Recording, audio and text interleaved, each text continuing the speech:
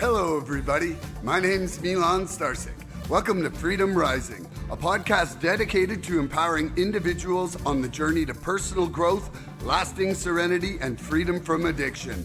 Tune in and join the movement.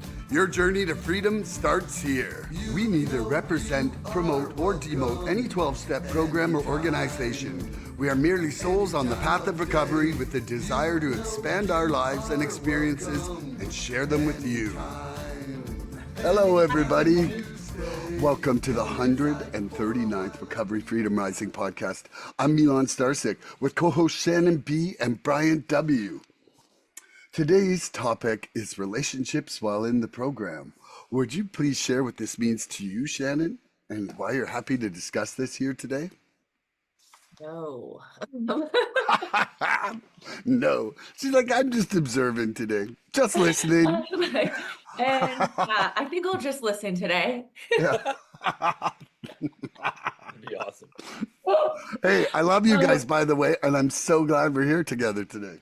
I was tired, and then it's like suddenly I'm like awake and like, hard pass. Are we talking like all relationships? We're talking every relationship you could have while being in the program. Oh, Lord. Woo, we got it wide open. I will say this. Relationships with females, like female friendships for me in the rooms have been really crucial. You know what I mean? Like having that inner circle of women that I can lean on, that I can trust, that I can bond with. And like a lot of us women, I know I'm speaking in general, but it's a consensus. Like sometimes we haven't always had the easiest time building female friendships, right? In addiction, it isolates you. There's trust issues, all of that. So I'm super grateful for the women that I've met in this program that I can truly trust and bond with. In terms of like dating and those kind of relationships in recovery, one thing I will say is who I came in as and who I am now is quite different.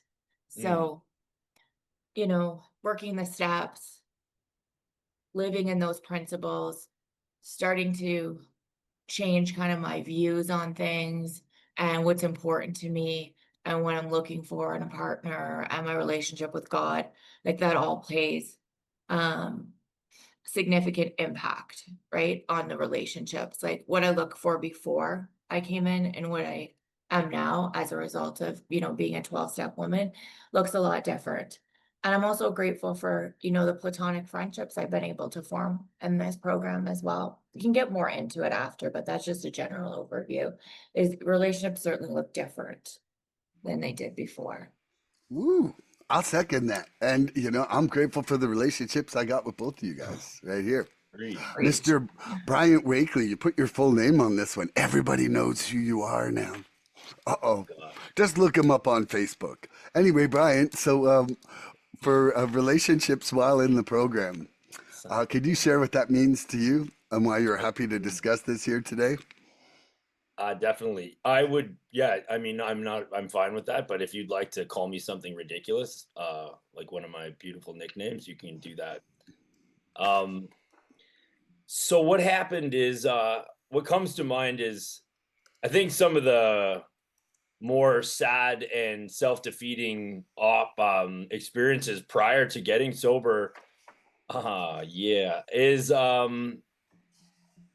relational challenges. I know that as a young person, some of the first times I ever felt like ashamed or really disconnected from myself and the people around me, and like that whole like foundation that you look for in life, was when people that I loved were like not nice, or I found myself doing things where I was competing for attention and things like that. And I just noticed by the time I had sort of sunk my own ship that relationships had been a general challenge throughout my life. And so when it comes to this topic, I think one of the coolest things that happens when we stop using substances and take a good look at what's been behind our behavior is like fundamentally reconnecting with ourselves. And I think when our relationship with ourselves becomes mended and more grounded in like longer lasting things, rather than these like constantly looking for external validation or feeling torn up when someone doesn't approve of you, or you feel rejected, or all these different things. I think we just come to our new approach to life and all of our relationships going forward with a new version, a more grounded, healthy version of ourselves, and inevitably that has a lot of life-giving qualities. And for the most part, I think relationships get a lot stronger and based in a lot more health. Um, it doesn't mean that we don't still come up against these things, but I think that the difference is now we know how to depersonalize some of the different challenges, and we just approach them with a little less I guess what it would yeah taking the person taking things personally out of it allows us to be more compassionate as well when other people are projecting and things like this as well. I love that, Ice.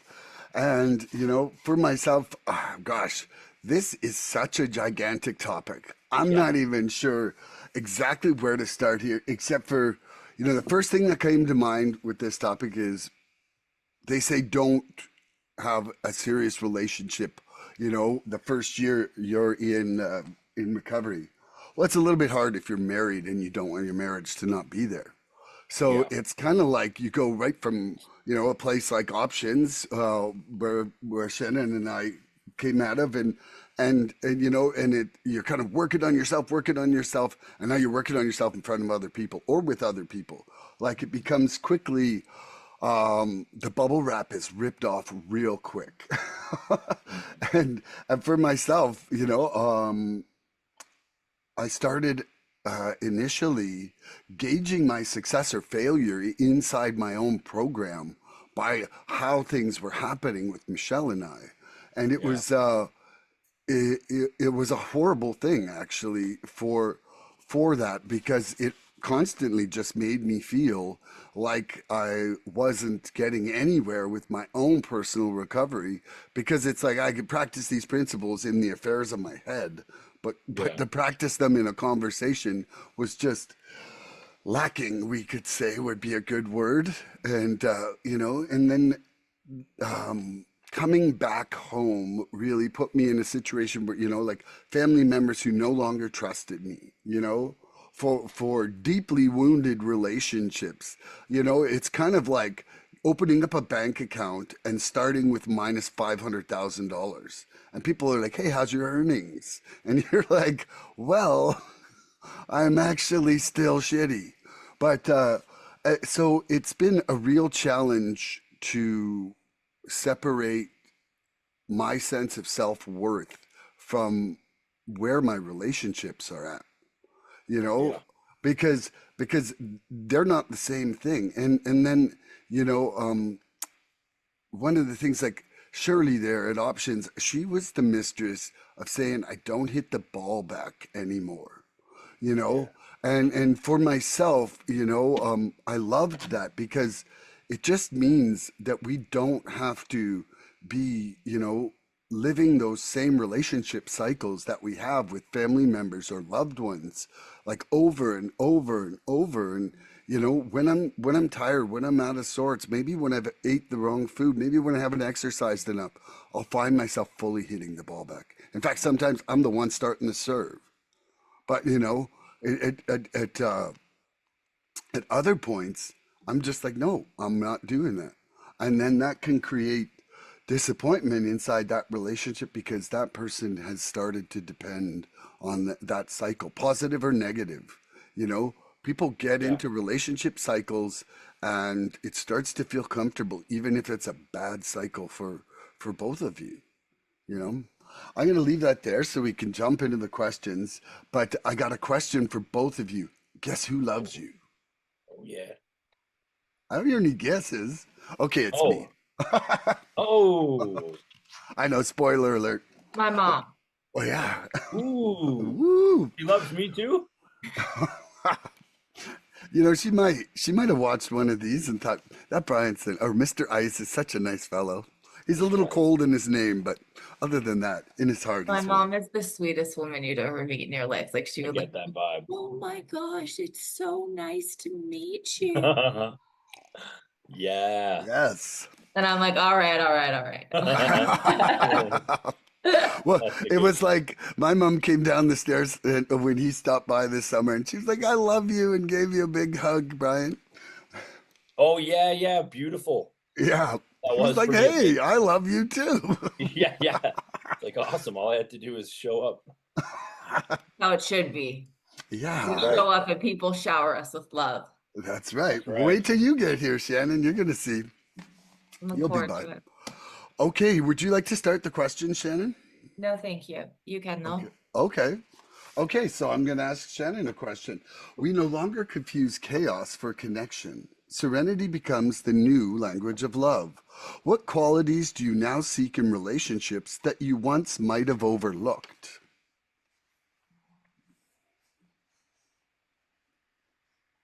We don't confuse calamity and chaos, hey? Serenity, all those things. So, peace, steadiness in a relationship, I really enjoy. Whereas in the past, I would associate that with really boring. And Oh, to be yes. honest, No, I know. Yeah, yeah. Same. like I was the type of person in addiction that could take like careless, irresponsible, being a lunatic, all those things, and like reframe it as like rebel, free spirit, like Entirely. I get it. don't paint me with your brush, nobody fences me in, like that type of mentality. So, but really, it's like, I think she kind of should be in like a straight jacket and probably like on a med schedule, like, I didn't look at it like that, of course. So in relationship, I could think like somebody who was steady, dependent, I can will walk all over, you know what I mean? And then walk right out on because I just saw that as boring and extreme highs and lows as like like a disease almost. Do you know what I mean? You get addicted to those behavioral patterns in relationships, like love Yeah. hard, fight hard, right? Like that's just how it's supposed to be. It's like from old beliefs of associating love and pain together that they went hand in hand. Hmm. And today, like, I want anything but that. I don't want that anxious feeling of what's going on between us. Why isn't he answering my calls? Like, the Yeah. gaslighting, the stonewalling, the suddenly I become like this needy, panicked person that then flips into this angry, defensive person. Like those relationship patterns, I want nothing to do with. So today, like, I feel like a calmness and a peace and a serenity in a relationship and in life in all aspects is something that I'm really grateful for. And to be able to communicate without it turning into like World War III, Oh, yeah. you know, and also like realizing that like I'm entitled to my feelings doesn't mean the reality too. Being able to express myself without getting defensive, like that's really important. Feeling safe with a man, like that they're not going to emotionally hurt me or weaponize things, like Wow. all foreign concepts, right? And Amazing. today, like that's just like crucial for me. And I also show up as myself, not as what you want me to be My or what gosh. was lacking in your previous relationship. Like that was a big one for me. And I repeated those patterns in recovery too. Like I would date somebody and hear how badly they were burned or the trauma they'd gone through related to either like a mother or their previous spouse or ex. And I would be like, okay, well, I won't do those things to you. So Mhm. before you know it, I've shape shifted into what they need. And it's not at all a relationship about meeting my needs. Huh. Love that. Yeah. And Mr. Ice, do you have a cool response to the following question? We no longer confuse chaos for connection. Serenity becomes the new language of love. What qualities do you now seek in relationships that you once might have overlooked? Thank you for that question. First just want to thank Shannon for that. I got so much out of that and just really appreciate that honesty. I believe you. And I think that that is a tremendous, must be an incredibly wonderful change. Because I can totally understand with that. Like, you only live once, my way or the highway. And it's like, and I think there is like a total um connection to like the sickness of the uh addiction and substance and relationship with self and how that manifests in relationships with others. Like that, I mean, it's pretty clear that it's all connected, but it is all connected in a way that clearly we were not aware of, or we were living out of it almost autonomically. Like, like you're watching yourself act in ways where you're like, this is nuts, but you just can't help yourself, and so what an amazing process. It's like remove the poison, nervous system calms down, learn some things about yourself, make some like mend some things within yourself and others, and then you have a real chance at actually hopefully finding the love you spoke of in that question. So Thank you, B. That really makes me feel happy. I'll just share one funny thing that I was yeah. thinking, like, only an addict would understand this. So I was coming back to my hotel the other night after work in Toronto, and I was like, oh, I want to get something to drink, but like I didn't want water, right? And I was looking at the cooler there, asking myself, like, which of these pops doesn't have caffeine because I don't want to be up all night. And it was like 6 p.m. That's a big change. But like it sounds stupid. I was like, which one of these won't have caffeine? Because like I don't want to run the risk of like being up all night. Whereas I was like, who are you? Like I like going to bed earlier. I like more peace. Yeah, Like, because it's sanity. right? And I was like, Yeah. oh, I don't want too much caffeine late in the day in case it interrupts my sleep schedule. Meanwhile, I'd be like, dipping into the blow at 3 a.m. Yeah. Yeah, we've really come a True. long way. Just want to That's share that amazing. funny thing That's with a you. It great made me example, laugh. though. That's a really great example. It made me So laugh. for me, I you can't always get it, but for me, it comes down to respect. And like one of my biggest things before was like I just wanted people to respect me, but I wasn't even respecting myself. And and I really do believe that, like, whether it's conscious, subconscious, peripheral, like people pick up on these subtle energies. Like when you're self-defeating and you're walking around knowing like that you're full of shame and like you're not really coming at interactions with others from a healthy place unless you're like on the high and then you're like a magician and you're convincing people that you're this like ambitious, like charismatic person, and that's how you like convince someone that they want to spend time with you, and then like 3 weeks later you're a dusty bag of spuds, right? And and then so respect is critical for me. I do get still a little disappointed when I don't feel it's being reflected back, but the difference is before I wasn't respecting myself, so I blame myself. Like it just all added to the same chemistry of that nasty concoction of like, ugh, like life isn't working for me. And so now if I do come against some of the more like unattractive interactions, I have a better foundation. And I said it in the intro, just take things less personally and like do that quick little equation in your head. Like, is it possible that this person's reacting out of their own pain, insecurity, and like whatever? And like maybe like, yes, it's being aimed at me, but you can untangle it and learn to move on faster. I used to get so disappointed. And so respect. And then I think another major change is just like when something's unhealthy now, and to try to force it or wait for someone else to change. I think that like you have more confidence to set these little parameters for yourself so that you're not letting things always leak in and then wondering what's going on. It's like, yeah, well, I allowed that.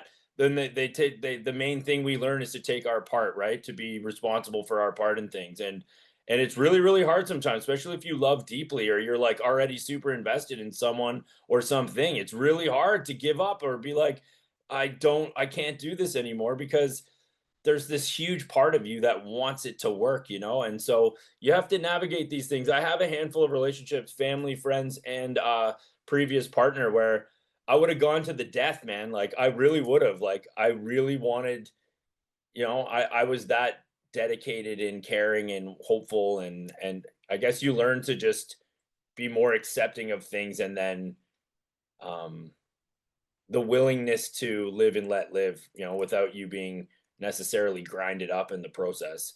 So, new sense of self, healthier boundaries, taking responsibility so that you don't always have to like wonder how and why. Gee, that I was so love that. beautiful. Thank you for sharing that with us. One thing I will say is that passion that you have and the way that you love, right? That you just spoke on, like, don't ever let that leave you just because Thank you. of hurt and pain. Don't let an asshole make you an asshole, B, because we love your Like, loving side.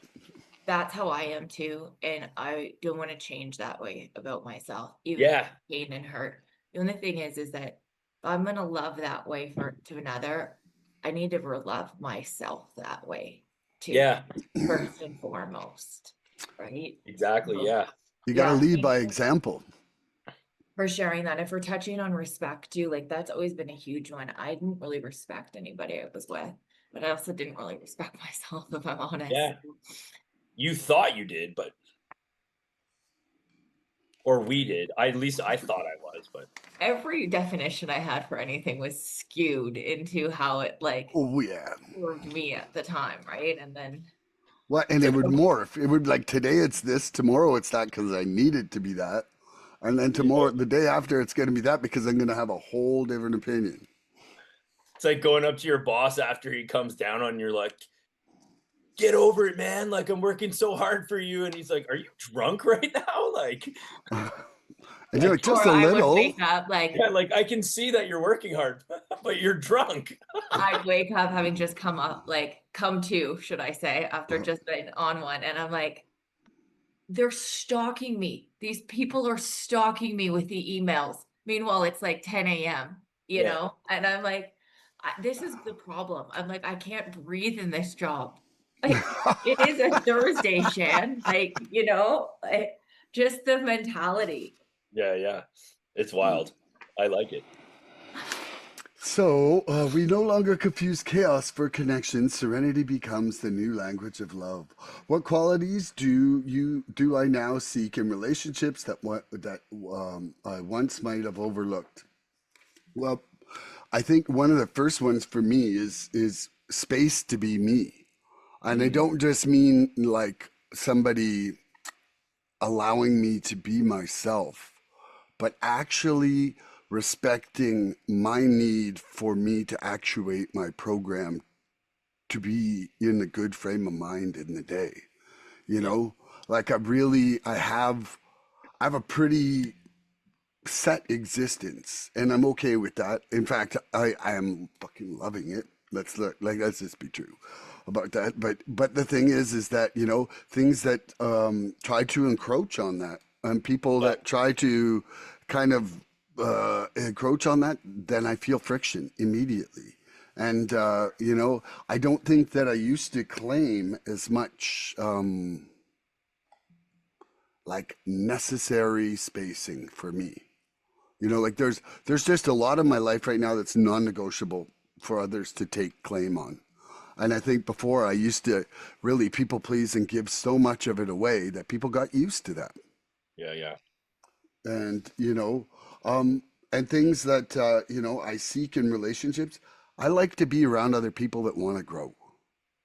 I Nice. like, I want to be in an environment that is filled with seekers, you know, like that's what I want to do. I want to, I want to be able to express what's going on in my own growth. I want to hear what's going on in yours so that maybe it inspires me and we pull in each other up notch by notch. But that's really something that, you know, and I definitely have a different level of acceptance for like kind of almost implied abuse. Like with my customers, I have a really different relationship than I used to, where I used to let a lot of shit wash off. If it meant getting the deal done, I was just Sure. like, okay, like I'm like, I'll take this shit. Like I would like sit there and be like, okay, my taking shit is worth $8,725 Yeah. today. I'm like, Yeah. so it's like how much like whoa, that pile of shit's 8,000 worth, another $725 and I'm out. But now as soon as I'm feeling like something is going slightly askew, I will Yeah. turn it from texts to a phone call to a face to face, if that's what it takes, to actually get them to see and acknowledge that that kind of behavior is just something that, like, I don't care what's going on with our deal. I Yeah. have I have a sense of self-worth, and I'm not going to treat you like shit. So if you want to treat me like shit, then we're coming to a crossroads here. And Yes. and I never had the sense of self-worth to go there. Amazing. And then I think another quality really that I seek now is just a different level of communication than I ever have. Yeah. Like I'm going to try my best to communicate clearly, my needs or what we're going through, or like I'm going to try to communicate to help you. Like and some of that for me now is that there may be some constructive criticism in there where I'm like, whoa, you're freaking out and we don't need to freak out here. And I'm like, this is exactly what's happening. And I'll like kind of chart it out and then be like, here, this is what we need to do to go forward. And we don't need to be mean or nasty here. Like, let's just talk about Yeah. this and actually try to use information and support as a way to get through that stressful period together. Yeah. Because, for me in my job, I see hundreds of transactions, and these people maybe have three in their whole life. Sure. And it can be just a massively stressful thing to them. And to me, it's like putting toast in the toaster. Yeah. Yeah. And it's just like, I know that that's getting toasted, and they have no fucking clue how the toaster works. They're like, whoa, what's this Right. magic that a deal gets done? And so if there is some kind of like, how's it going, or information stress, it's really that I haven't communicated it well enough for them. Okay. Yeah. And yeah, I think I'm going to leave that there. And Sounds like I love you great good guys. stuff. Shannon, you want to ask Ice Baby one? I do, but I want you to give me 2 minutes if that's okay. Okay, I sure. need I need to get a coffee. We're with recording. And now, Shannon, would you like to ask Ice a question? Sure. Wow, that was a good laugh, you guys. Sometimes you just need that. Yeah, let's talk about relationships. So, what would you say are a few identifying factors that, like, through your experiences, right, in your recovery and in your relationship and where you're at now, like, what are some identifiers that you've seen in yourself that you're like, wow, I didn't realize I'm showing up like this, and here's how I want to course correct it. Oh, yes. That was a very Or good. I've been doing this over and over again, and no wonder it's not serving me. No question.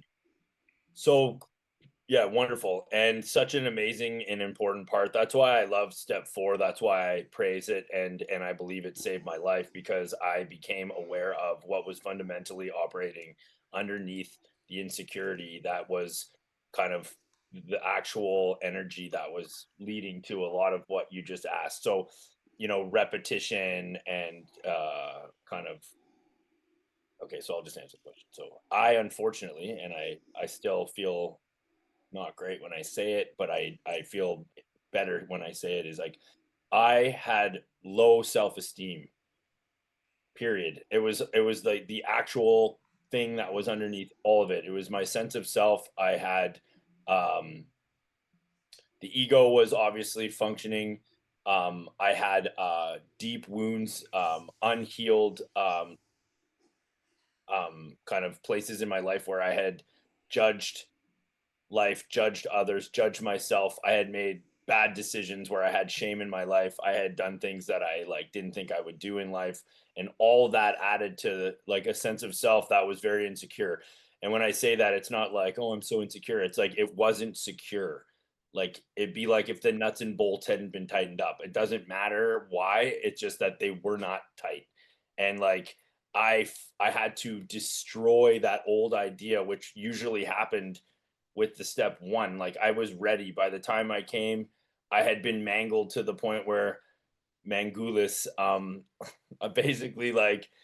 basically like learned I'm not who I think I am. And then I was willing to like reconnect with who I knew myself to be, or at least wanted to be, which was not somebody that was living out of a place of low self-esteem. I remember after doing my 4 and 5 coming home, and they tell you to sit quietly or whatever. And that's what came through. I was like, holy shit, all these years I've been feeling like not great about myself. And I've been trying to fix it with girls, uh, work, whatever. Like I was one of these people that I thought if I got one break in life, like just give me one break in life and I'll show the world what I'm made of, just need someone to like open that door for me. And it's like it's it's like it's like the idea of heaven. It's like, why do you want to go somewhere after you die? Like it's like, it's like I'm gonna drink and take drugs and like live in these dysfunctional relationships, but like can't wait to go to heaven, like when it's all said and done. It's like I guess I threw that in because it's kind of a funny concept. It's like instead of actually working at it here now and trying to bring that here now, it's like, oh, it'll be so nice when I finally die and go to a peaceful place. It's like, anyhow, I think, yeah, that's the main crux of the thing is like I was living from a very unhealthy sense of self. And today I have corrected that through a lot of self awareness, a lot of self forgiveness, a lot of acceptance of like the whole like outer world. And I have a lot of work to do still. So thank you for that question.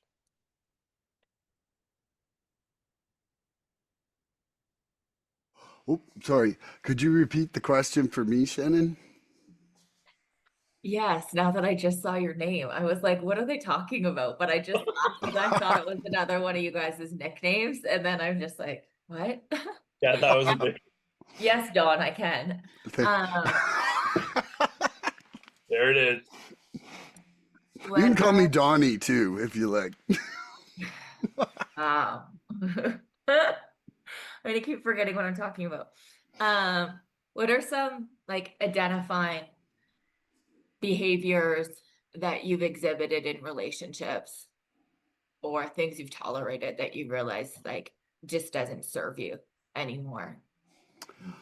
Well, I definitely love how Ice opened up with the talking about step four. Like it really, prior to the program, I had taken one basic psychology course in university, and I didn't have extensive counseling. I didn't have extensive, even further psychology courses. And so I did not have the tools to break down my life and my part like step four did. Like it was a massive revelation for me. And, I think, for some people, they're like, oh, really? Like they look at me. But, like for myself, it was definitely like I externalized all of my pain to other people. What is it they call it? It's in psych. It was one of the things I learned about in psychology. I think it's called the observer expectancy effect, where it's like a person thinks that all their problems are caused by external things, but if I look at you, I think all your problems are caused by you. Like Yeah. that's observer expectancy effect, isn't it? Anyway, but I followed that to a T. Like once I got into my resentments, it was really Holy moly. it was really apparent to me that I was highly deluded and really not on the right path to having any serenity in my life. Like because it was just like I was amplifying all those emotions in order to enable using. And it was mostly boiling through anger, intolerance, and lack of acceptance, you know?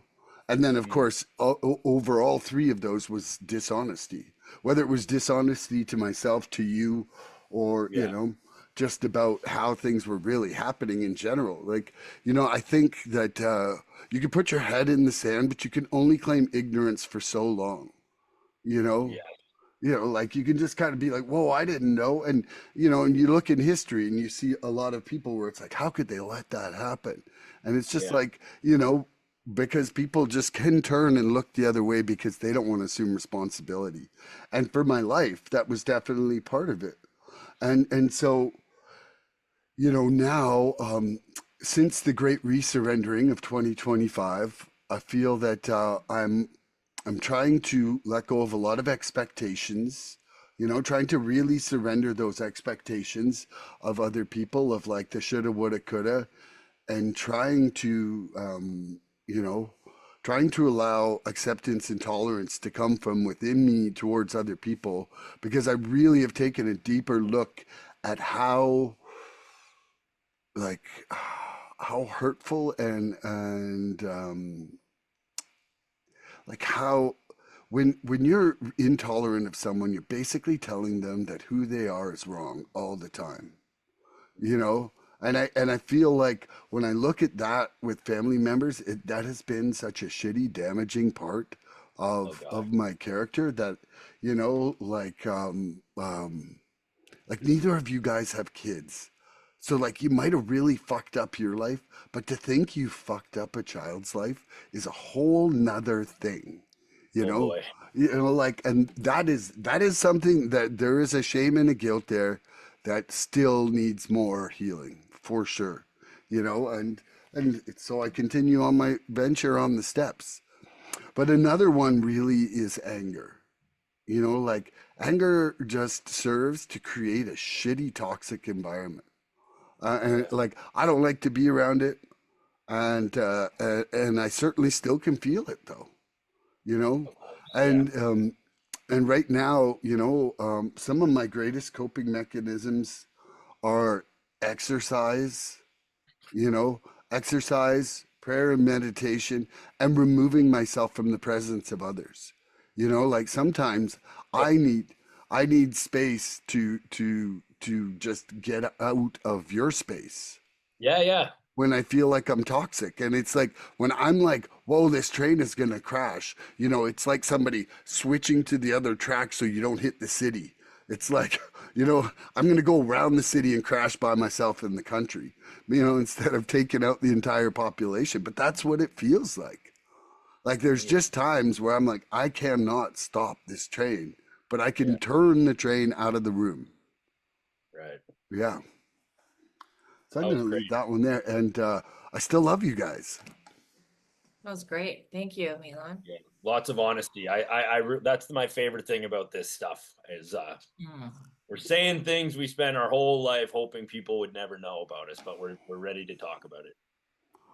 And I think that that's good for us. I think it's healing for us. And To it's me, also, you know, to see that we're not alone in our defects. yeah, yeah. Well, I think the coolest part too is it becomes really clear. Like if it wasn't for these horrendous addictions and uh whatnot, like we may not have ever figured this out.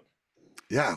That's who we were. It's not like when you were 5 years old, you started drinking and that made you like that. It's basically like that's how you would have been as a person, plus the addiction. Take the Yeah. addiction away, and you get the opportunity to heal those other things, right? Like, it's kind of funny when we talk about, you said I was deluded.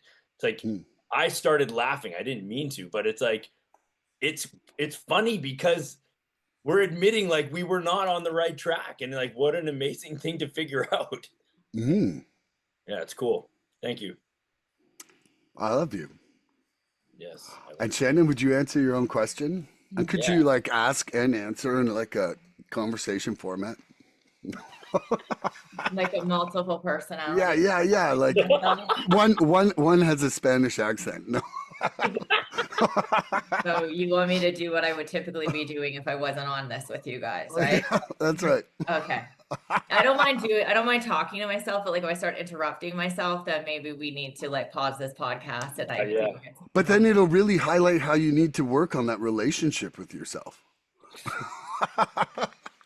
As much as I'd love to, carry the torch for the real crazy one on here, I don't need to act that out to give the audience the impression that I would do flight short a staircase, Does that even make sense? Few floor, I don't know, It elevator, does. whatever. You know what I mean? Anyway. Yes, I can talk the question. So Shannon, what are some qualities and behavior patterns that haven't served me? It'd be easier for me to list the ones that have served me. Like versus that. And all jokes aside, like I like to show up to everything, like in the rooms and on this, truly authentic, right? And vulnerable and put myself out there. So lots of things. First and foremost, when I did my step 4 and my 5 more than anything, right? There was some stuff on there that was really hard for me to hear, think about, process without a substance. You know what I mean? Because you're raw and bare and you have to look at that. So for me, for a long time, I thought to myself, well, if having gone through these experiences helps even one woman, then it's worth it for me, And it's true. Like I do love, not love, I'm happy that I can relate to women that carry a lot of guilt, shame, remorse, and pain and things that come out of stuff that's happened in addiction. But what I realize is that's not a processing of trauma. I have to allow myself to feel, right? Without getting like ripped down into a shame spiral. So yeah, I've done a lot of outside trauma work and a lot of learning about myself in this recovery journey, understanding who I authentically am versus how I was showing up based on like pain, hurt, generational beliefs, all of that. So yeah, I've been really freeing in that process. But one thing I realize is that I can have a tendency to love someone the way I want them to love me back without communicating. Oh my Lord. Oh Lord. I love that. Yeah, stop right there. That one right there is like Hold on. biggest thing I learned from counseling was that I wasn't doing that. Say it again. Say it again. Come on. So I will love in the way that I want someone to love me back. And that's not happening. So that I'll love twice as hard, hoping that there'll be a ricochet onto me. Ooh. Oh, look at you go. I was going to start with that, but I thought I'd just ease it in with a few other things. But it all ties into trauma and stuff, right? And yes, I think that makes sense. Yeah. so that's been being able to communicate my feelings and my needs and stay steadfast in them without wavering has been huge growth. Realizing that, and I don't like this word, so we'll try to find a different one, but I have to use it because I don't know another one right now. Deserving of love, respect, kindness, care, right? Because I would think like deserving meant like, it's like the word powerless just rubbed me the wrong way until I understood it, right? But it's like, that's how God sees me, how God loves me. So that's how I want to be loved in relationships and treated with respect because I treat others that way. Biggest revelation. I can communicate without driving my point home. And that comes from a lot of years of not being heard. Okay.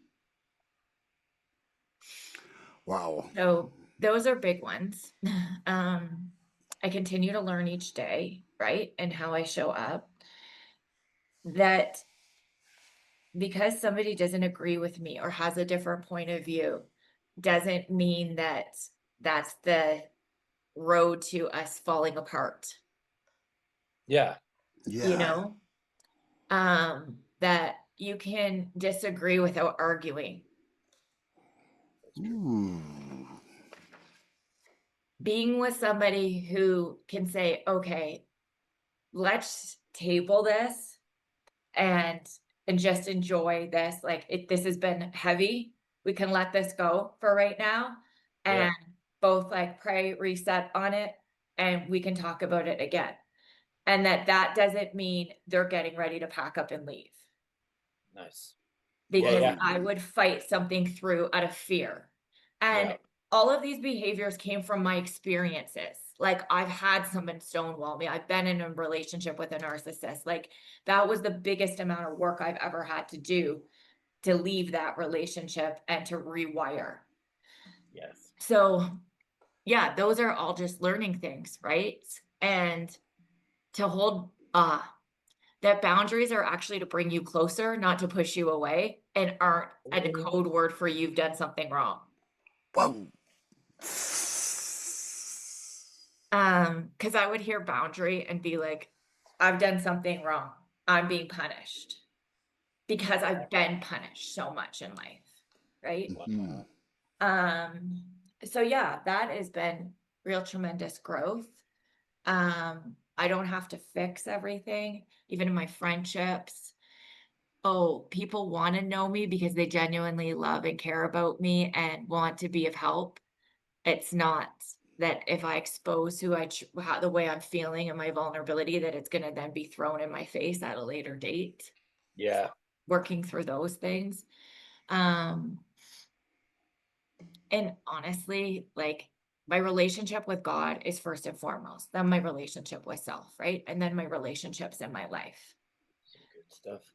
All leads to carrying myself differently, showing up differently, not personalizing everything, and not trying to change people either. Like in my family, this is a big one. Like I wouldn't get in arguments or like tense moments trying to get my mom or my sister to think the way I do. Yeah. Why? They don't. I'm also not going to think the way they do, and that's okay. So certain topics I don't go too deep on. Other ones like, okay, thank you, appreciate, from my mom, like I'll say to her, I need to just vet this out.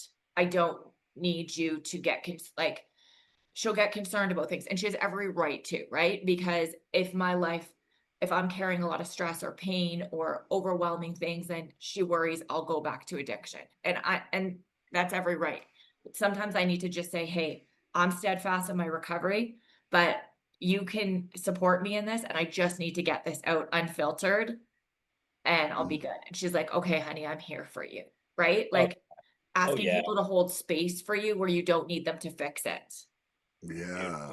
And I Beautiful. think we go up against that a lot as addicts, right? Like we'll show things and people start to worry, like suddenly we're hitting a liquor store. And it's like, no, I actually do sometimes get pissed off. Like I Yeah. know I don't get the dubious luxury of sitting in anger, but like I'm still human, and I also can process things without getting high. So like I don't need you to be like, Captain, save me right now. I just need you to let me get it out. Yeah. Yes. Very well said. That's a good And I insight. also understand too that like certain people in my life are going to gas me up. They're going to add fuel to the fire. And then I'm going to go from here to like a boiling pot, right? And that's also not healthy too. So if I need to just get it out, I'll journal.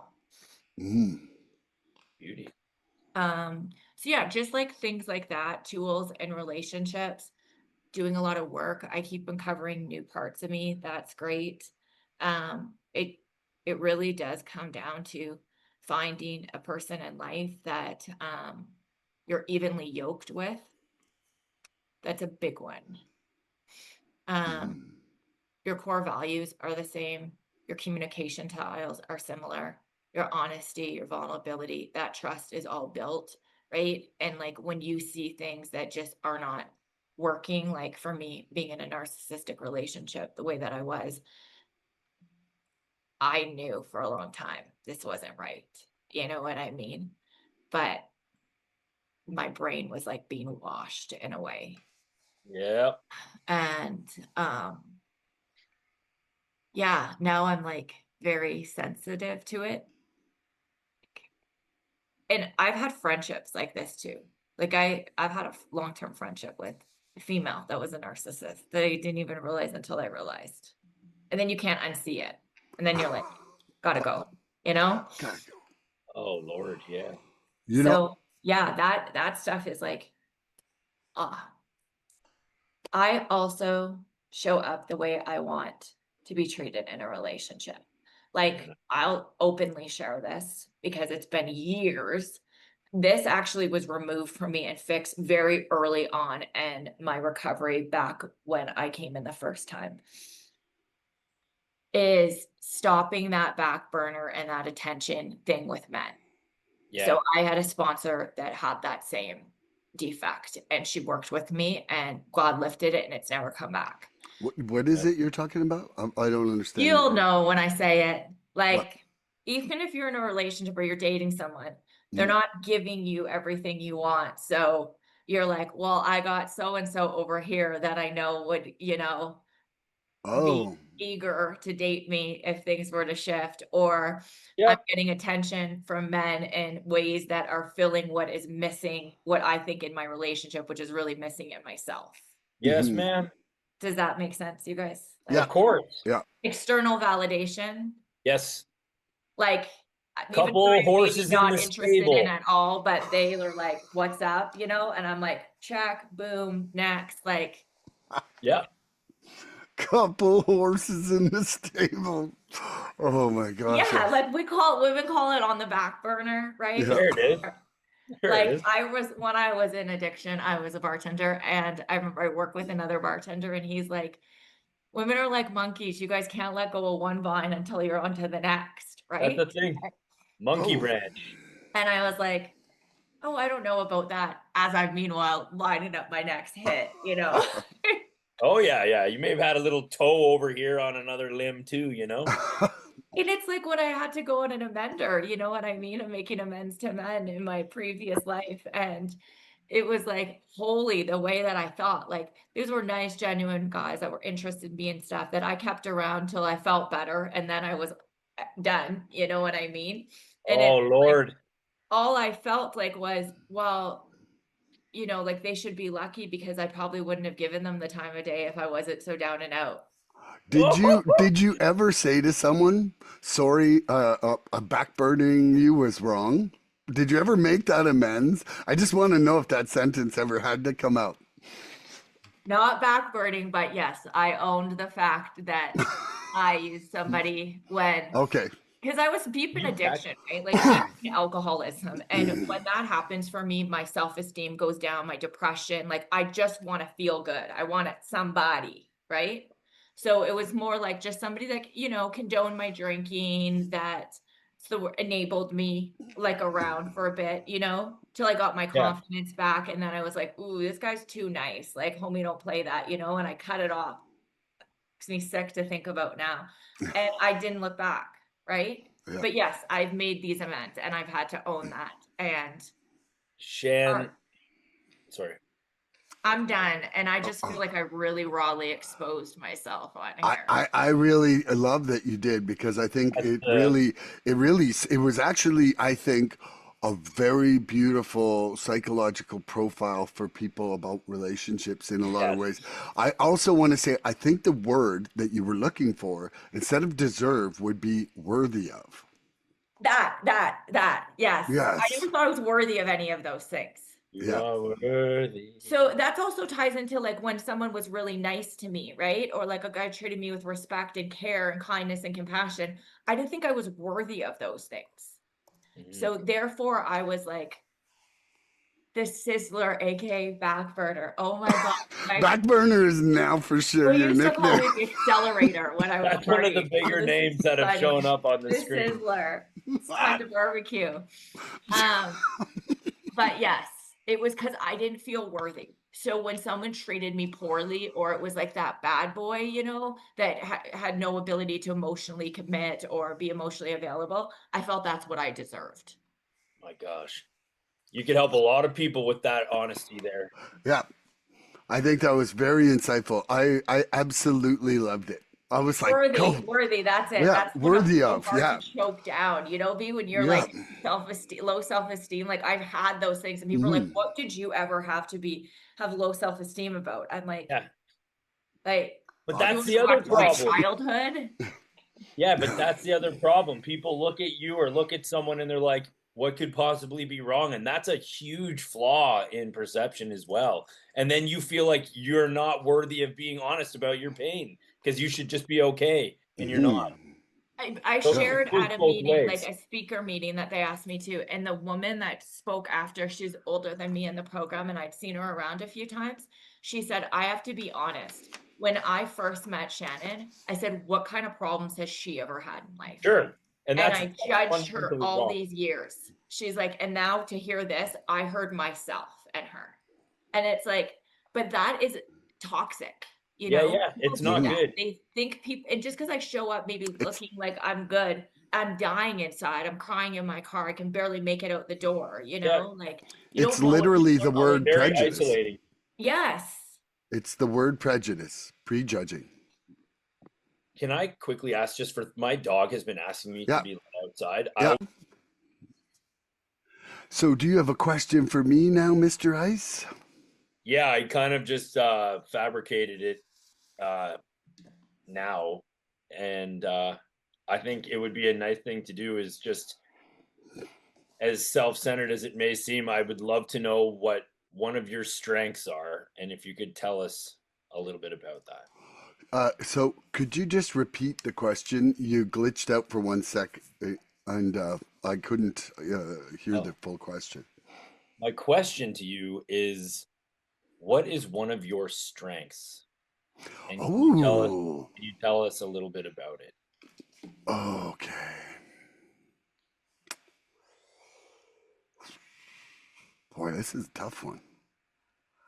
This is a tough one. I'm gonna say perseverance. Okay. And what I would say about that is that I think that I keep trying every single day. I might fail a lot, but I keep trying every single day. I really try my very best not to give up on others or myself. Yeah. And I think that might be kind of part of what defines perseverance versus lack of. And, I think that it's important to me to explore all options before having defeat, and maybe that's kind of one of the things that kept me out of the room for so long was that Yeah, I explored every option of me being powerful, failing every attempt in every direction that makes before. sense. Yeah. And, I think I'm loving. I think I care about people. I don't know. Like that finding one of my strengths just made me feel awkward. Like it was like, oh, my butt got tight. I was like, I have to say something good about me. I'm telling you. I didn't like it. I didn't like it. But, here we are. But I love you for asking it. I think that was a really interesting way to twist the entire thing. And now let's listen to what Shannon loves about Shannon. Shannon. So what? Oh, I'm just so glad you said that, because the actual reason that I brought it up is because this was done to me, and I've seen it done to a lot of people, and it is profound how uncomfortable it makes people. Oh, I was like, how dare you? Not on air. Shannon, can you give me a little bit of eye to eye here? Can So you you want tell to me? know what my strengths are like in a relationship? No, well, I want to know about your relationship with you. What is a strength that you know about yourself? Ooh. Okay. So one strength I do know is I am quickly accountable. Ooh. When I know that I've been in the wrong or I haven't handled something well, I have no problem taking accountability for that, making an amends quickly, and then course correcting. And I don't sit in that beating myself up anymore. So practicing a 10 as how it's truly meant to do is something that I'm very strong in. And I like that about myself because a lot of people find it hard to admit when they're wrong. I don't. Man, that's amazing. That's a That's gate that a lot of wonderful. people find it hard to walk through. Yeah, really nicely said. Hmm. Thank you. You've already done it. So all you're doing is the right thing. You know Yeah, what I mean? And like It takes a lot of strength to do that right thing, I even believe. uncomfortable ones, like if I don't Mhm. like the way I've shown up or the way I communicated something, like I'll call that person in my right, professional life and my personal life and every aspect, you know. right. And now you, Mr. Ice? So I heard one of you say perseverance and the other was quick to be accountable. I think those are two very amazing strengths. Um, whoa. So strength of mine. I could also suggest perseverance. Ooh, these are both very relatable. For myself, is that I'm willing to run back into the burning house to try to help somebody that's still sleeping. I I within reason will take a bit of a hit to try to sit with someone in their pain. But I've learned what the right amount, and I'm trying to learn healthier parameters on that. But I think that's something that Would you call that self-sacrificing? but I think it's in a necessary way. There is a bit of it, yeah, but it's not Like like, altruistic, then, you mean? in other words, someone has to. So, Okay. so Someone has to. yeah, Yeah. somebody has to. I mean, we all have to, hopefully, but Yeah. I feel like I'm willing to run back in just to see what can be done, even though I Hmm. know I can stay safe outside. Like I'll go back in. Hmm. Yeah. Ooh, that's wonderful. That's a strong protector vibe, and I Hmm. think that's a core value for me that like in a man, I think is phenomenal, right? Because you're like, yeah, I'm safe, but I'm not gonna have peace of mind till everyone else is. Yeah. And I At think least that's give a it a whirl. beautiful thing, right? And you're not doing it to avoid having to process your own pain. You're like, hey, I want to make sure that the No, people I love and care about are safe. I think top shelf to you, B. thank you. And yeah, and it's not to take credit for it. It's like I know. someone needs to go. Yeah. Yeah. It's like I'm searching for a label for that, but there's got to be something like that, like captain of the ship. Change my name, bro. Change my name. Captain of the seas, like call me the captain. Captain W. Okay, Shannon, I got a question for you. I think it's more like a warrior. Change Or my name. fireman. Fireman. Sure, the A fireman goes warrior. back into the fire. Yeah. Yeah. Well, the unhealthy version is not good, but again, there's But we healthy. were calling him Ice Storm, and clearly he's willing to weather any storm. You know? Yeah. So yes, Frostbite. he's a storm That's storm. right. Stormtrooper. Woo, ST. Okay, we stop asking people to meet needs that only a higher power can fulfill. Oh, Shannon, how do you keep your spiritual relationship primary while nurturing your human relationships? Well, and I had to first to be able to identify what should be coming from my relationship with God versus what should be coming from another human, Yep. right? Like if you've never had a healthy relationship pattern before, then how do you know what is, I don't know how you say it, is like, how should my partner love and support me versus am I depending on that, or am I depending on how well I'm doing in work or how well I'm doing in here to dictate how I feel about myself? Because having those things being stripped away from me, if you're not right with God, then find out I, quickly. right? Yeah. Yes. So the stronger my relationship is with God, and that has peaks and valleys, Like sometimes it's real, I'm very faith fueled. Other times I need to, I'm running low on gas, so to speak. Um, but then I just, it's like you think like, okay, how does God view me? How does God want me to show up in life? And then everything else is like an icing on the cake. Like, I'm not saying that you're in a relationship with someone that you aren't complimentary and kind and you want to be their biggest cheerleader, you want to build them up and all of that. But if that's my only source of fuel, then what? I don't actually believe those things about myself. And then when they walk out, so does my self-esteem with them. And that's happened to me, Oh what I yeah. mean? Wow. I had a very real moment of clarity in my first treatment center with the counselor I was working with. And she said, if you lost everything and everyone that's of value to you today, could you still go on knowing you had God? And in that moment, like I was very spiritually fit when I was doing that work. I was like, yes, I could. Doesn't mean I want that, Yeah. but I know because I've been in those moments, those final hours, you know what I mean, so to speak, where it's only been me and God. And that's Yeah. the only security I've had, that I know I can get through things, that I believe that today. That doesn't mean I'm going to live my life like, I don't need you, get out, I'm good. Yeah. Like, Wow. none of that. People need people. And I learned that in recovery, because I used to think like being independent was such a superpower, but really people do need people. Yeah. Well said.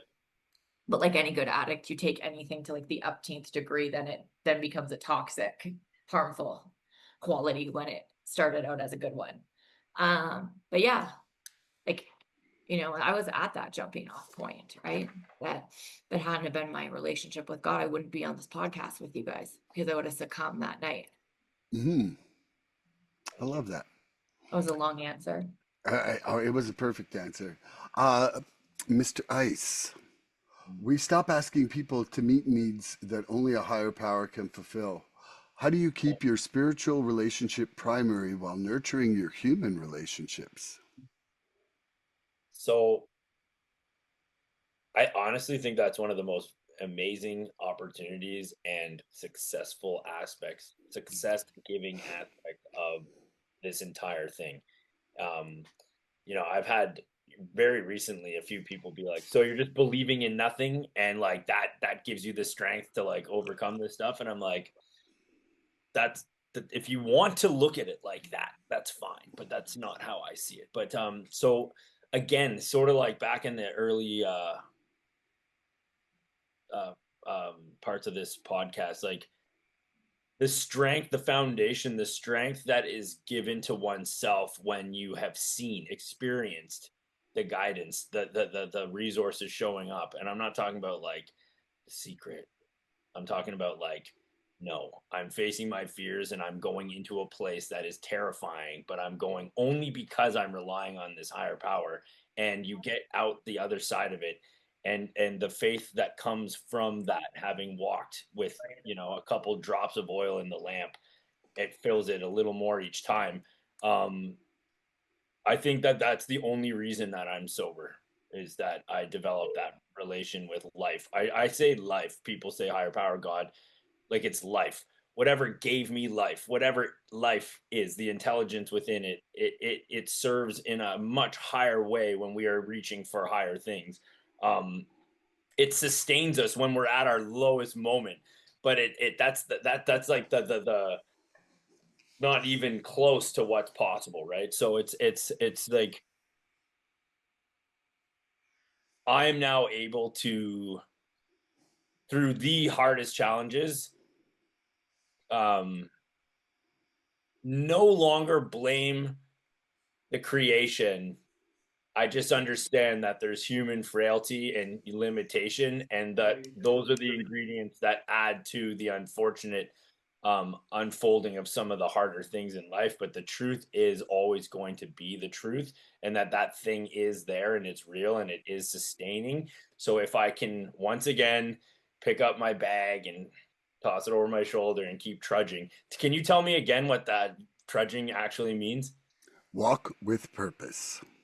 That's what I'm talking about. So Isn't that's that it. amazing that Yeah. everybody thought it was a shitty connotation thing? Yeah. I forever was like, yeah, yeah, trudge in the road. Trudge the road to happy destiny. Walk with purpose to And happy it's funny destiny. too, yeah, because I had this like not blissful, but pretty unbelievable first year where I was just like, it's going to be wild what I can accomplish in this life. Now I know that this is possible. And then just fucking shit went flying. And so I was like, oh, okay. I just got lucky that first year. Like now I know what they mean by trudging. And then I was like, okay, I'll keep trudging. And like, but now, yeah, walking with purpose, baby. That's it. Yeah, I don't even know. I have no idea what I just said, but I'm happy about it. I do. I love it. Okay, we stop asking people to meet needs that only a higher power can fulfill. How do I keep my spiritual relationship primary while nurturing my human relationships? You know, for me, I really feel that I would call my relationship with my higher power in the developmental stage. Nice.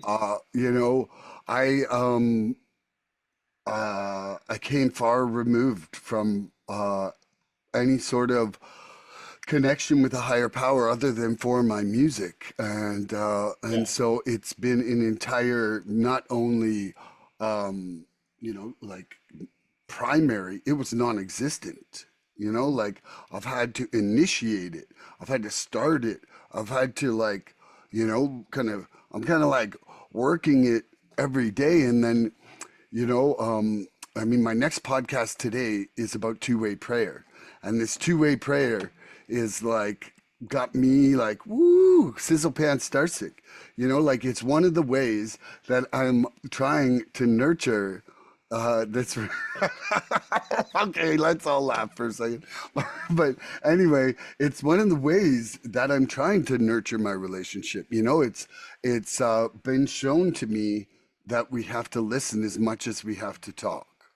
You know, and how are you ever going to get an answer you ask for if you don't take the time to listen or learn how to listen correctly? It's kind of like Shannon's earlier statement about talking about treating people like her needs are in a relationship, right? It's like you, that's not how the other person's going to receive, and we have to learn how, first of all, how to ask our higher power for stuff, but we also have to learn how to listen. We want to live in their will. How the fuck are we knowing what the will is if we don't listen? Like it's just a really big thing. So, one of the things I think for myself, though, is that inside my relationship with my higher power right now, is that I'm really, really trying my best to understand and develop my surrender. It's been a big thing since March 2025, the Great Resurrendering. For anybody out there who doesn't remember the date, I could put a tattoo here for you. But anyway, it's just there's been phenomenal ways that I've been learning to help me surrender, and inside that surrendering is a lot of relief from my shortcomings and defects, and also a gain in the serenity in my everyday life. And so basically, both of those things, that surrendering and the serenity, are really how I am able to nurture my human relationships. Like without that state of mind, you're gonna get shithead Milan. And that's not who I want to deliver. Like that's shithead Milan is the opposite of nurturer. Like, you could have like an inverse proportional symbol that says shithead Milan and then nurture, and they're not on the same thing at all. It's like an inverse fraction. Anyway, so right now for me, I'm spending a lot of time learning how to develop that relationship, and the further that I do develop it, the greater I'm experiencing serenity and love in my life. And daily. that what I would definitely say is part of my relationships. I just want to check in right now. We are at 8:11, 9:11 Shannon's time, and 11:11 Ice's time. How much more time do you have, Backburner? Oh, you're muted. Maybe we finish at 9:30 my time. Okay, so would you guys like to do another question full time, or do you want to go to some lightning round? Very easy. Never. Lightening it up. Woo! Look at her going. I'm like, we're there. Okay, so first lightning round question would be for you to ask Ice. Let me just see. Okay. What? Tell me when I should start now. No, no, no, no, Now, now, now, now. no, no, Yeah. no. What is one revelation you've had about yourself that you will change or redirect moving forward in relationships? Lord, 1 minute on that.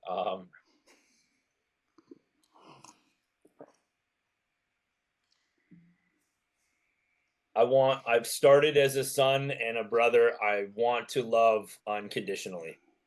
Uh, I don't know if I have never experienced that in romance, but um, I want to love my loved ones regardless of what they do. I'm talking like in the gnarly stuff, like yeah. Woo! Well, Okay, could I get the question again? I was lost in sure. his answer. Sure.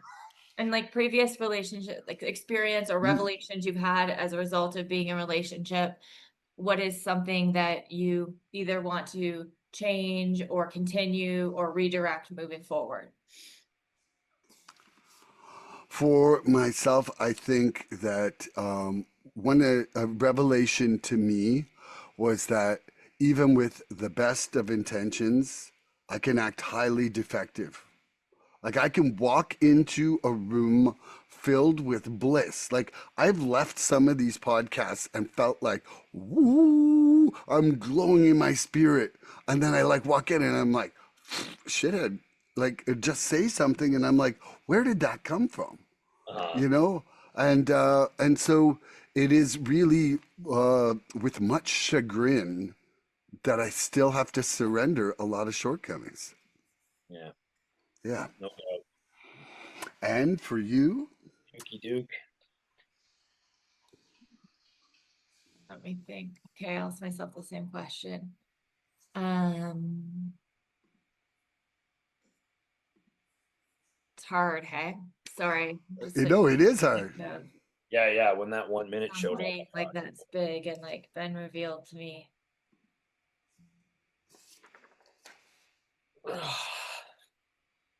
To still show up with love, compassion, and acceptance, even when I don't like a loved one's behavior.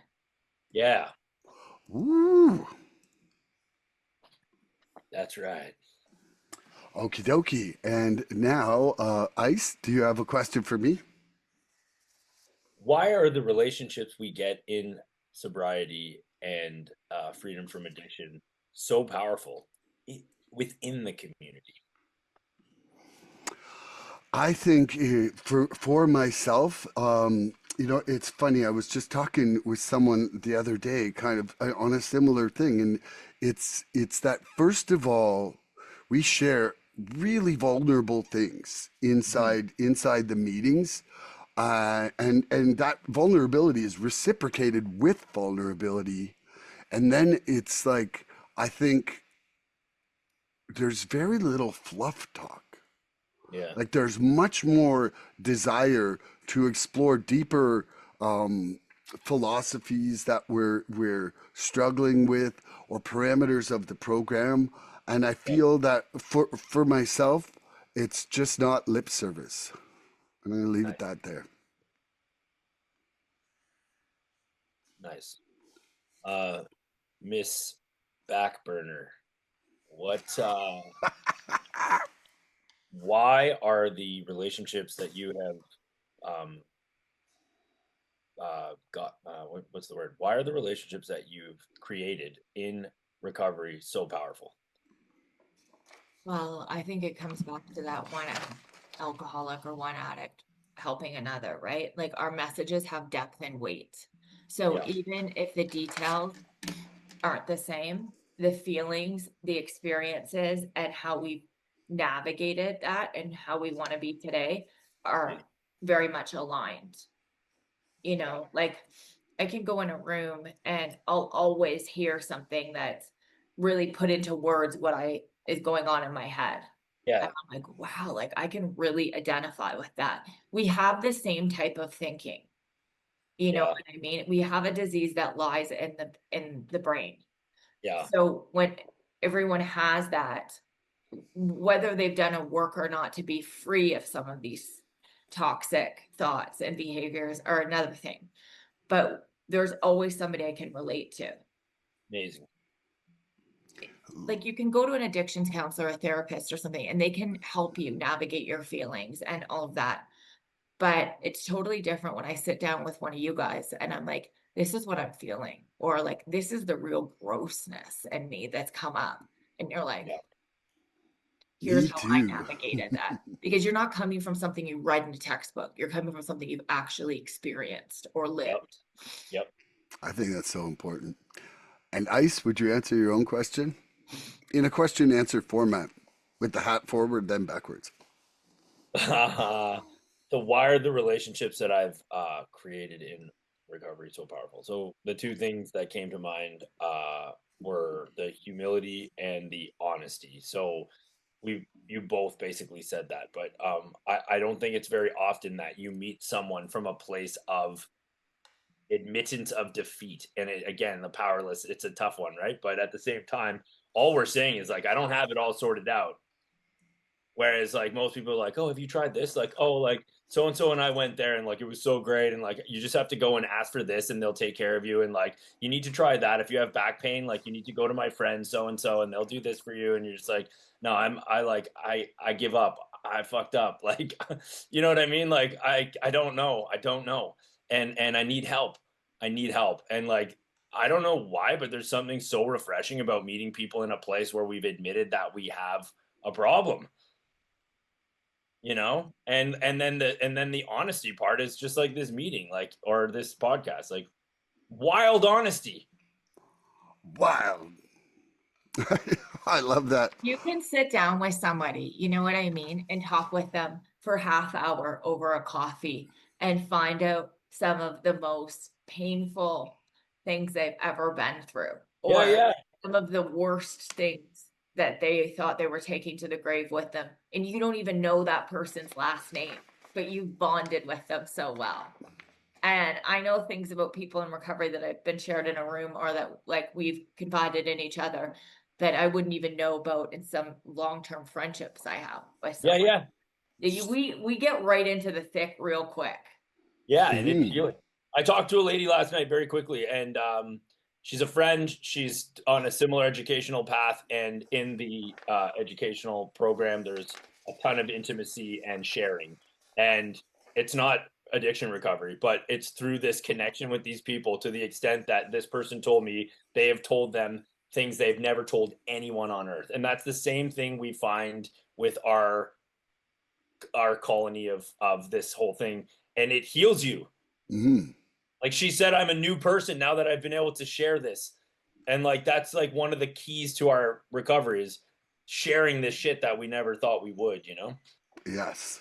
Well, think about how many people are walking around there having feelings about things. It would be in parenting or in life or in the relationships that crop up that they're like, oh, I could never tell anybody that I felt Yeah. this, or they bury it down and feel shameful for having a Shame. moment of Yeah. weakness, right? Yeah. Whereas I Hmm. could call you, one of you guys, and tell you, hey, this is what I'm feeling right now, and you're like, I've been No there, problem. you know, or No it's problem. safe. It's we create safe spaces for each other.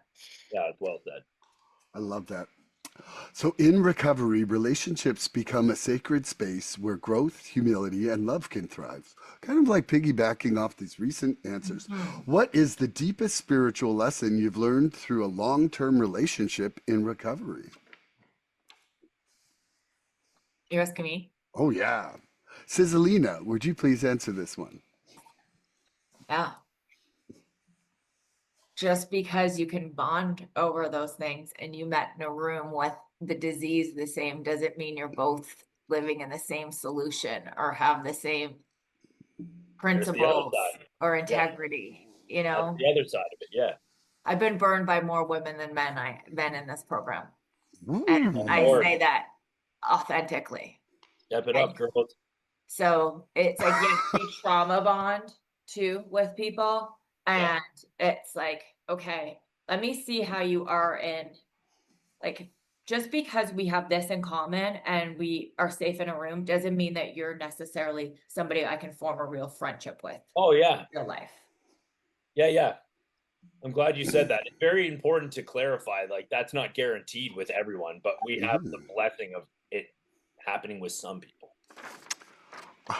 I can't believe. Step it up, girls. You yelled out. I was trying not to piss my pants at that point. Sorry. You're just trying to let Shannon. What did I miss? Okay, so while you're saying that you've been like had problems with more Yeah. girls than men in the program, Ice yells out, "Step it up, girls!" Isn't that what you yelled out? I did. I know, and I was like, I was perfect, but I thought it was Sorry. funny. Yeah, No, ladies, come on. Time to start pulling come your on, weight. come Thanks, on. Kate. I Ice appreciate has the got the hype. chalkboard, man. You best watch it. Step it up. Okay. In recovery, relationships become a sacred space where growth, humility, humor, and love can thrive. What is the deepest spiritual lesson you've learned through a long term relationship in recovery? Ice.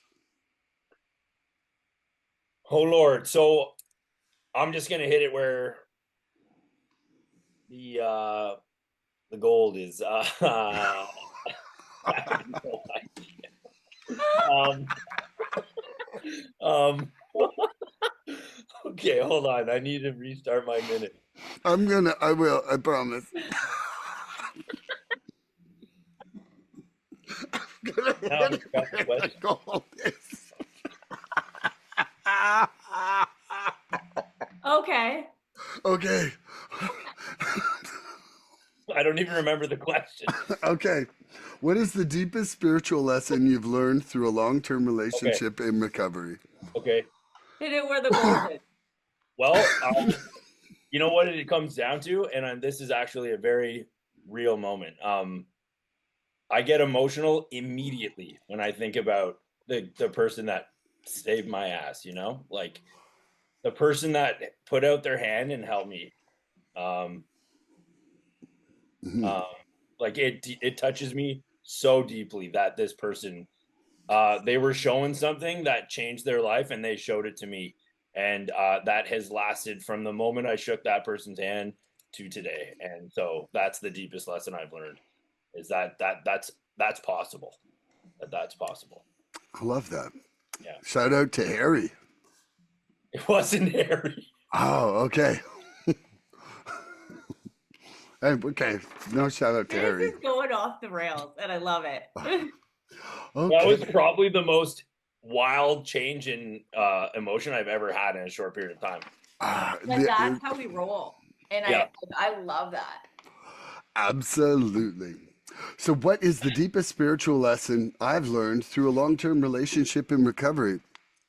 I'm going to say forgiveness. Like, Yeah. I mean, what what I've seen people forgive me for, what I've started to forgive myself for, like that, the self forgiveness is still happening. And then, inside that forgiveness and through like consistently doing step tens and inventories on myself is my capacity to change as a human being. Like it is really like for somebody who thought they were broken, bad, and unfixable, it's a really big thing to see No myself as lovable, unbroken, healing, shining, loving. It's a massive change. Man, do amazing. I ever love you guys. We could do one last one, or we could sign off. You got one last one, Shannon? Always got one of Okay. them, Okay, let's Sure. do it. Okay, guys. What's one major takeaway you have from this podcast today? Who's up? That's you, Ice.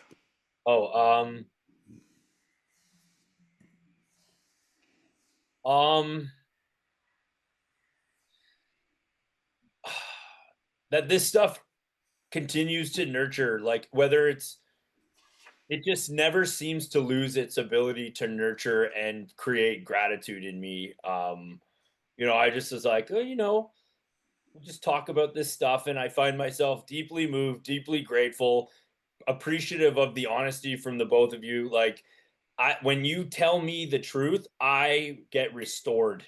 I don't know how. I don't know. Like, it's something really, really amazing, and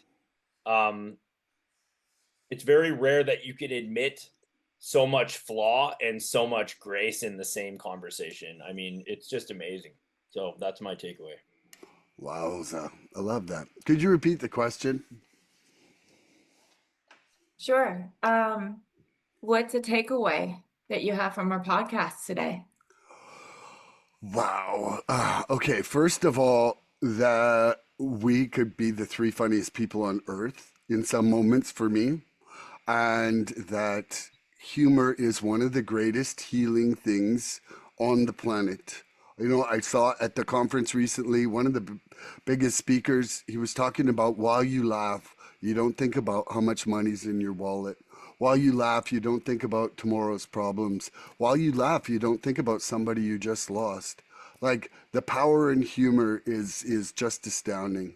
And then also, a takeaway for me from today is just how incredibly lucky I am to know people that are so insightful and have such keen intelligence, and that I get to spend my life with guys like you and enjoy my time together. Love that.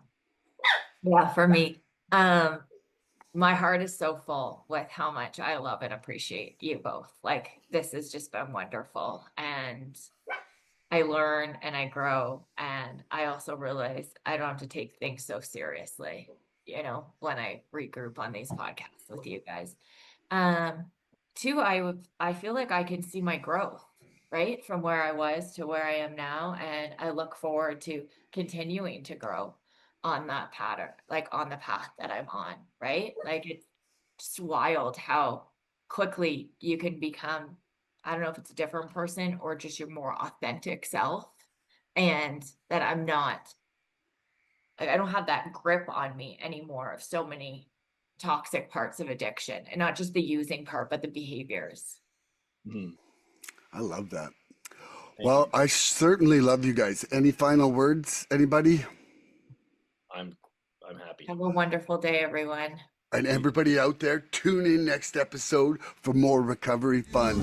Bye-bye, everybody. Bye, We love you like this much. Please help us help others. If you like what you've seen here today, please subscribe and share this podcast and help us get to 100 followers. We're looking for interaction with our audience. So please email recoveryfreedomrising@gmail.com or contact Milan South Okanagan Starcic on Facebook with questions, topic suggestions, or just comments. We'd love to hear from you.